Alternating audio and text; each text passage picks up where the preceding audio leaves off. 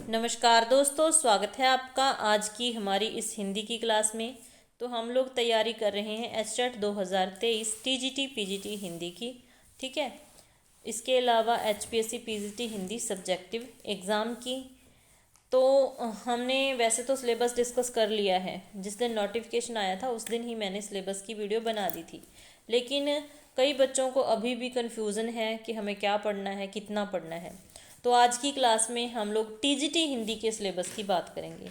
Special TGT Hindi के syllabus की बात करेंगे कि कहाँ से आपको क्या पढ़ना है और कितना पढ़ना है। ठीक है, तो सबसे पहले साथ में हम सिलेबस देखते हुए चलेंगे। आपका सिलेबस है, सबसे पहले क्या है, हिंदी भाषा एवं साहित्य का इतिहास। हिंदी भाषा एवं साहित्य का इतिहास में आपने क्या पढ़ना है, भाषा के विविध रूप। ठीक है, भाषा के विविध रूप पढ़ने हैं। आपको जानकारी होनी चाहिए कि मानक भाषा कौन सी होती है, भाषा, उपभाषा, राजभाषा, राष्ट्रभाषा, संपर्क भाषा। तो इनको पढ़ना है, इनमें अंतर क्या होता है, इस तरीके से आपने सारा पढ़ना है। उसके बाद हिंदी भाषा की संवैधानिक स्थिति। ठीक है, आपसे पूछे गए हैं भाषा के विविध रूप, तो साथ में आपने हिंदी के विविध रूप भी पढ़ने हैं, क्योंकि यहाँ पर आगे आगे अगर हिंदी लगा दिया जाए, क्योंकि हिंदी भाषा एवं साहित्य है ना, इसका जो मेन इसका हिंट है वो क्या है, हिंदी भाषा एवं साहित्य। तो हिंदी के विविध रूप भी आपसे पूछे जा सकते हैं। आपने हिंदी के विविध रूप भी पढ़ने हैं, जिसमें उर्दू आ जाता है। मुख्य चार माने जाते हैं, उर्दू, रेख्ता, दक्षिणी हिंदी और हिंदुस्तानी। ठीक है, तो वो भी आपने पढ़ने हैं। मेरी कोशिश रहेगी कि एक दो मतलब नेक्स्ट क्लास नहीं तो उससे आगे वो चीज़ें हम पढ़ लें। उसके बाद हिंदी की संवैधानिक स्थिति है, क्या है, संविधान में किस अनुच्छेद में क्या दे रखा है। फिर जो आयोग बने हैं हिंदी को लेकर, उनके बारे में आपको जानकारी होनी चाहिए। उसके बाद हिंदी भाषा का इतिहास, तो कैसे कैसे हिंदी विकसित होके यहाँ तक पहुँची है, ये आपने पढ़ना है। ठीक है, हिंदी भाषा का इतिहास।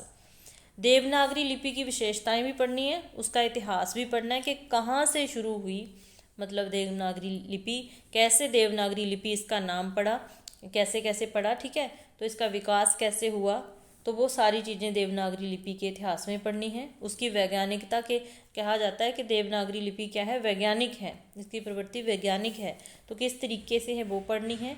और देवनागरी लिपि की विशेषताएं भी आपने पढ़नी है। फिर हिंदी साहित्य का इतिहास, नामकरण और विविध रूप, विविध प्रवृत्तियाँ। तो हिंदी साहित्य में टीजीटी में बिल्कुल थोड़ा सा सिलेबस है। हिंदी साहित्य की बात करें तो बस कुछ एक चीज़ें ही हैं, मतलब साहित्य की शुरुआत ही है जिसमें सब चीज़ें खत्म हो जाएंगी, ज़्यादा लंबा चौड़ा नहीं है। उसके बाद बात आती है माध्यमिक स्तर एवं पाठ्यक्रम में संकलित रचनाओं की जानकारी, मतलब कि आपकी एनसीईआरटी की। किसकी बात आती है, एनसीईआरटी। उसमें आपने पढ़ना है बसंत भाग 1, 2, 3। मतलब बसंत भाग 1 6वीं क्लास में लगा हुआ है, 2 7वीं में और 3 8वीं में।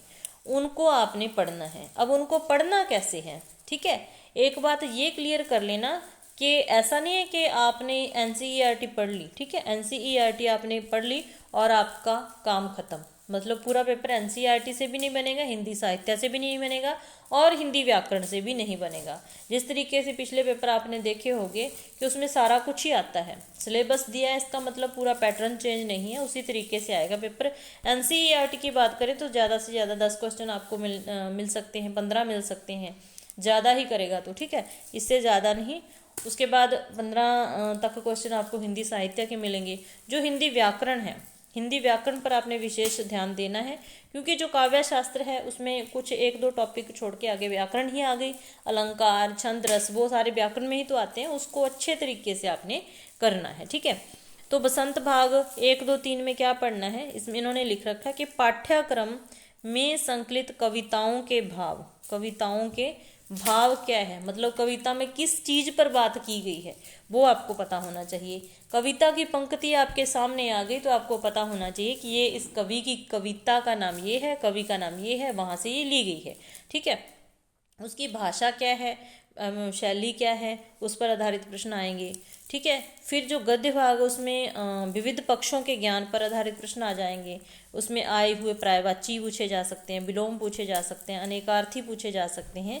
ठीक है, साथ में उसी में आए हुए गद्यांश भाग में आए हुए वाक्यांश के लिए एक शब्द पूछे आपसे जा सकते हैं। ठीक है, तो बसंत भाग 2 आज मैंने काव्य खंड की पद्य भाग की एक वीडियो बनाई है जिसमें 4-5 कविताएं कंप्लीट करवाई हैं। इससे आपको बहुत फ़ायदा होगा, उस वीडियो को आपने ज़रूर देखना है, ठीक है। जो भी बच्चे चैनल के साथ टीजीटी हिंदी के लिए जुड़े हुए हैं। तो ये हो गया हमारा पहले पॉइंट में आपने हिंदी भाषा एवं साहित्य का इतिहास पढ़ना है। दूसरे में माध्यमिक स्तर की पुस्तकें मतलब बसंत भाग 1-2 पढ़नी है, 1-2-3 पढ़नी है। और आगे आ गया हमारा काव्य शास्त्र और व्याकरण। इसको लेके भी बच्चे परेशान हैं कि कहाँ तक पढ़ना है, क्या पढ़ना है, ठीक है। तो पहली बात, काव्य शास्त्र में काव्य गुण दे रखे हैं और काव्य दोष, उस पर आधारित प्रश्न आएंगे। तो काव्य गुण दोष जब दे रखे हैं तो काव्य लक्षण को आपको पढ़ना पड़ेगा, क्योंकि काव्य लक्षण से हर बार प्रश्न पूछा जाता है। तो काव्य लक्षण काफ़ी इंपॉर्टेंट हो जाते हैं और काव्य लक्षण से काव्य गुण दोष की कुछ चीज़ें भी क्लियर होती हैं, ठीक है। तो पहले आपने काव्य लक्षण पढ़ने हैं, उसकी वीडियो मैंने बना दी है जिसमें मुख्य काव्य लक्षण क्या बता रखे हैं संस्कृत आचार्यों के द्वारा, मतलब जो भी मुख्य पॉइंट वो करवा रखे हैं, उसको देख लेना। फिर काव्य गुण और दोष एक आधे दिन में आपको मिल जाएगी वीडियो। उसके बाद आ गए अलंकार। तो अलंकार किस में है? काव्य शास्त्र में सिर्फ काव्य गुण और काव्य दोष है।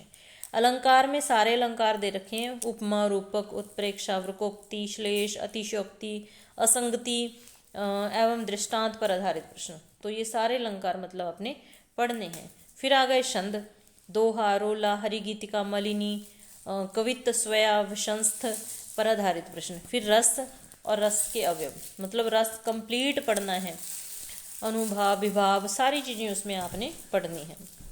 क्या स्थायी भाव होता है, क्या कुछ होता है, मतलब उसको कंप्लीट अच्छे तरीके से तैयार करना है। फिर वर्ण विचार आ गया। वर्ण विचार मतलब वर्णमाला से संबंधित प्रश्न।